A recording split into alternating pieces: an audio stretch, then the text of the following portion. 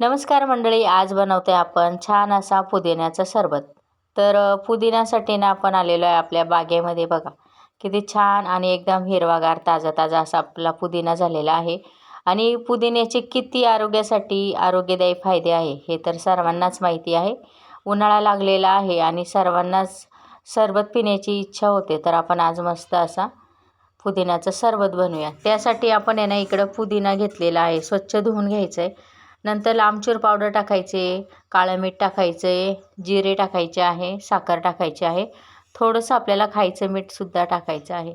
यानंतर हे सगळं आपल्याला मिक्सरला अशा पद्धतीनं अगदी बारीक करून घ्यायचे. हे छान आपल्याला चाळणीने अशा पद्धतीनं साईडला गाळून घ्यायचं आहे. आणि आपल्या आवडीनुसार 2 चमचे 3 चमचे या प्रमाणामध्ये ग्लासमध्ये आपल्याला हे टाकून घ्यायचं आहे बनवून ठेवलेलं मिश्रण. आणि मस्त थंडगार फ्रीजचं पाणी यामध्ये ओतायचं आहे. आणि बघा बरं झाला की नाही आपला पटकन असा पुदिन्याचा सरबत बनवून तयार. आणि उन्हाळ्यामध्ये पुदिना एकदम शरीराला थंडावा देतो, त्यामुळं अवश्य अशा पद्धतीने तुमच्याकडे जर पुदिना असेल तर अशा पद्धतीने साधा सोपा सरबत करून अवश्य प्या.